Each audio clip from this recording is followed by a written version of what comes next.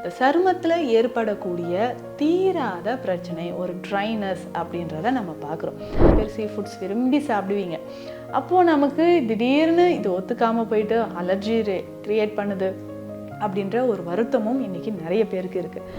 கொஞ்சம் ஒபீஸாக இருக்கக்கூடிய நபர்களுக்கு பார்த்திங்கன்னா பிரெஸ்ட்டில் அண்டர் பிரெஸ்ட்லையா அதிகமாக வியர்வை இருக்கக்கூடிய இடங்களில் எல்லாமே பார்த்தோம்னா பேசிக்காகவே அனைத்து வகையான சரும நோய்களுக்கும் இது ஒரு முக்கியமான மூலிகை. ஹெல்த் கஃபே தமிழ் வியூவர்ஸ் அனைவருக்கும் வணக்கம். நான் டாக்டர் நித்யா, சித்தா ஃபிசிஷியன். இந்த பதிவில் நம்ம என்ன பார்க்க போகிறோம் அப்படின்னா, சருமத்தில் ஏற்படக்கூடிய பிரச்சனைகள் தாங்க. அதாவது ரொம்ப ட்ரைனஸ் இருக்கும், என்ன ட்ரீட்மெண்ட் எடுத்தாலும் எனக்கு க்யூர் ஆகுதுங்க, திரும்பவும் வந்துடுது. இந்த சருமத்தில் ஏற்படக்கூடிய தீராத பிரச்சனை ஒரு ட்ரைனஸ் அப்படின்றத நம்ம பார்க்குறோம்.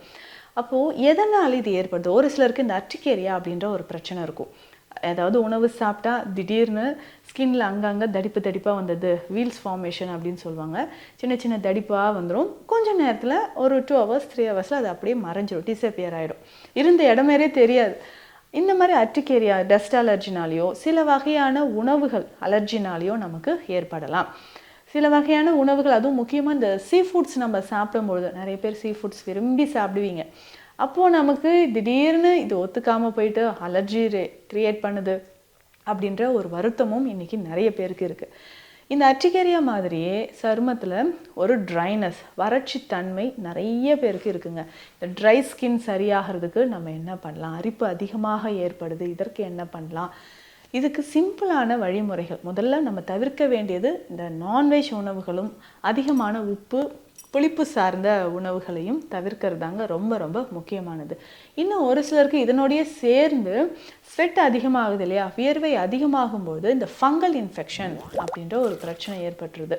ஸோ ஃபங்கல் இன்ஃபெக்ஷன் அப்படின்னு சொன்னால் அதிகமாக ஸ்கின் ஃபோல்டிங் இருக்கக்கூடிய இடத்துல, அதாவது காற்றோட்டம் இல்லாத நம்ம உடல் பகுதிகளில் ஏற்படுது.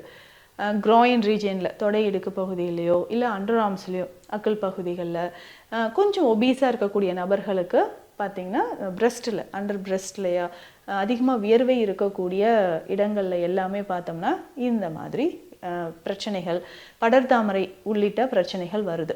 ஸோ இந்த சரும பிரச்சனைகளுக்கான முக்கியமான ஒரு உள்ளுக்கு நம்ம குடிக்கக்கூடிய, இன்டர்னலாக நம்ம எடுக்கக்கூடிய ஒரு கஷாய மருந்து நான் சொல்கிறேன். இதை ரெகுலராக குடிச்சிட்டு வாங்க. ஒரு 48 days எடுக்கும்போது இதனால் என்னங்க பெனிஃபிட் அப்படின்னு கேட்டிங்கன்னா, பிளட்டில் இருக்கக்கூடிய டாக்ஸின்ஸ் நமக்கு வெளியேற ஆரம்பிக்கும். ஸோ ரத்தத்தில் இருக்கக்கூடிய கழிவுகள் கொஞ்சம் கொஞ்சமாக வெளியேறும்போது சருமமும் நமக்கு பாதுகாக்கப்படுது. ரொம்ப ட்ரைனஸ் இல்லாமல் நம்ம எடுத்துக்கலாம். சரிங்க, இந்த கஷாயம் நம்ம ரெடி பண்ணுறதுக்கு என்னென்ன தேவை அப்படின்னா, பரங்கிப்பட்டை அப்படின்னு சொல்கிற பொடி, மூலிகை பொடி நமக்கு இருக்கும். பரங்கிப்பட்டை சூரணம் அப்படின்னே சித்த மருத்துவத்தில் ஒரு ஸ்பெஷல் மெடிசன் இருக்குது. பேசிக்காகவே அனைத்து வகையான சரும நோய்களுக்கும் இது ஒரு முக்கியமான மூலிகை.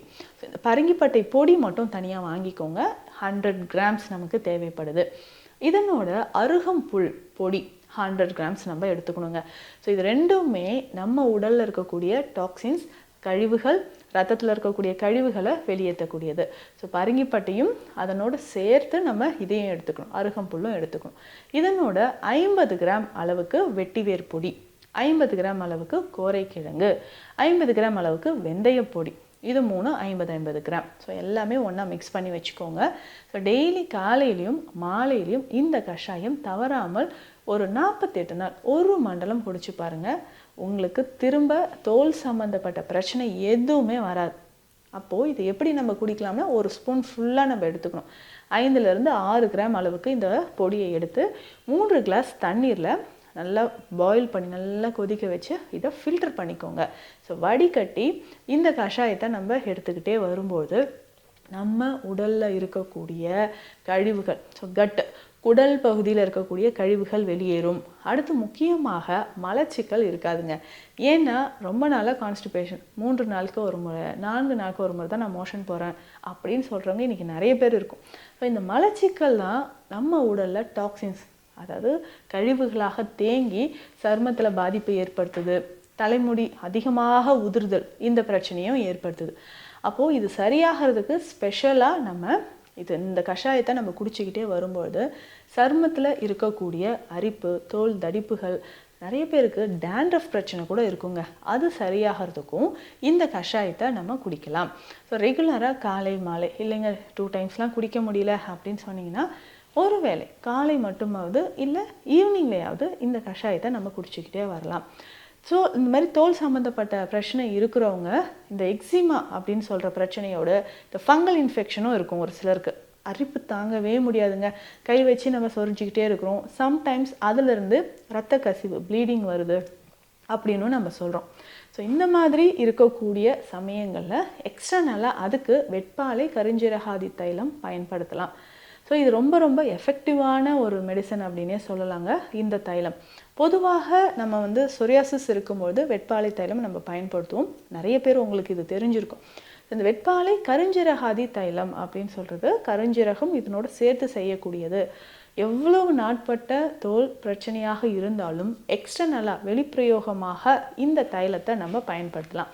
ஸோ எக்ஸ்டர்னலாக எப்படின்னா, உங்களுக்கு சரும பிரச்சனைகள், ஸ்கின்ல தடிப்பு இருக்குது, அரிப்பு ஏற்படுது, எக்ஸிமா இருக்குது, அது எல்லாமே சரி செய்கிறதுக்கு இந்த தைலத்தை நம்ம அப்ளை பண்ணிக்கிட்டே வரலாம். ஸோ அரிப்பு இருக்கக்கூடிய இடத்துல எல்லாமே இந்த தைலத்தை நம்ம அப்ளை பண்ணிக்கிட்டே வரும்போது கொஞ்சம் கொஞ்சமாக உடலில் இருக்கக்கூடிய தேவையில்லாத கழிவுகள், ரத்தத்தில் இருக்கக்கூடிய கழிவுகள், தோலில் இருக்கக்கூடிய அந்த டெட் செல்ஸ் எல்லாமே சேர்ந்து சேர்ந்து நிறைய பேருக்கு கருமை நிற திட்டுக்கள் இருக்கும்.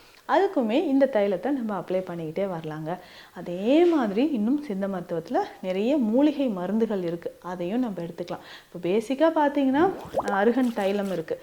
அருகன் தைலமும் எக்ஸ்டர்னலாக வெளிப்பிரயோகமாக நம்ம பயன்படுத்திட்டு வரலாம்.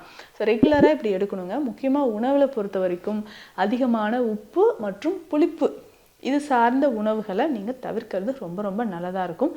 இரவு நேரத்தில் போதுமான அளவுக்கு தூக்கம் ரொம்ப முக்கியம். ஸோ இன்னும் ஒரு சிலருக்கு பார்த்தீங்கன்னா சுகர் இருக்கும்பொழுது சுகர் லெவல் இன்க்ரீஸ் ஆச்சுன்னா சருமத்தில் இந்த அரிப்பு தடிப்பு பிரச்சனைகள் அதிகமாக வருங்க. ஸோ சருமத்தில் இந்த அரிப்பும் தடிப்பும் அதிகமாக நிறைய பேருக்கு இதுதான் காரணம். என்னென்னா சுகர் லெவல் அதிகமாச்சுன்னா சருமத்தில் அரிப்பும் தடிப்பும் அதிகமாகிட்டே வரும். அதனால் மந்த்லி ஒன்ஸ் நீங்கள் கட்டாயம் சுகர் லெவலை செக் பண்ணிக்கோங்க. ஸோ சுகர் லெவல் செக் பண்ண நம்ம உடலில் இந்த அரிப்பு பிரச்சனை நமக்கு குணமாக ஆரம்பிக்கும். இன்னும் ஸ்பெஷலாக பார்த்தீங்கன்னா இரவு நேரத்தில் தூங்கும்போது தண்ணீரில் கொஞ்சம் வெதுவெதுப்பான தண்ணீரில் திரிஃபலா சூர்ணமோ இல்லை நிலாவாரை பொடியோ நீங்கள் கலந்து எடுத்துக்கிறதும் நல்லது. ஏன்னா இன்றைக்கு நிறைய பேருக்கு சரும பிரச்சனை வர்றதுக்கு காரணமே நம்ம இன்டெஸ்டைன் குடல் பகுதியில் அதிகமான கழிவுகளின் தேக்கம் தான். ஸோ அந்த கழிவுகளின் தேக்கம் அப்படின்னு சொல்கிறது சரியாகணும்னா இதை நீங்கள் தாராளமாக பயன்படுத்தணும். ஸோ குடல் பகுதி கிளென்ஸ் ஆகும்போது சருமத்திலையும் நமக்கு இந்த தோல் பிரச்சனைகள் வராமல் தடுத்துக்கலாம். ஸோ மேலும் தோல் சம்மந்தப்பட்ட பிரச்சனைகள் இருக்குன்னா ஐஜிஇ அப்படின்னு சொல்லக்கூடிய ஒரு டெஸ்ட், பிளட் டெஸ்ட் எடுத்து பார்க்கறது ரொம்ப ரொம்ப நல்லதுங்க. ஸோ ஐஜிஇ டெஸ்ட் எடுத்து பார்க்கணும், இஎஸ்ஆர் டெஸ்ட் எடுத்து பார்த்துக்கோங்க, லிவர் ஃபங்க்ஷன் டெஸ்ட்டோட நம்ம இது எல்லாமே எடுத்து முக்கியமாக உங்களுடைய பிளட் சுகர் லெவலும் செக் பண்ணணும். ஸோ இது எல்லாமே செக் பண்ணிவிட்டு அதில் ஏதாவது அதிகமாக இருந்துச்சுன்னா அதற்கேற்ற மாதிரி மூலிகை மருந்துகளை நம்ம எடுக்கும்பொழுது நம்ம உடலில் கட்டாயமாக இந்த தோல் சம்பந்தப்பட்ட பிரச்சனைகள் குணமாக ஆரம்பிக்கும். ஸோ இந்த பதிவு உங்களுக்கு யூஸ்ஃபுல்லாக இருக்கும்னு நினைக்கிறேன். மீண்டும் அடுத்த பதிவில் சந்திக்கலாம். நன்றி. இந்த வீடியோ உங்களுக்கு பிடிச்சிருந்தா லைக் பண்ணுங்க, ஷேர் பண்ணுங்க, கமெண்ட் பண்ணுங்க. மறக்காம ஹெல்த் கஃபே தமிழ் சேனலை சப்ஸ்கிரைப் பண்ணிட்டு பெல் பட்டனை கிளிக் பண்ணிடுங்க.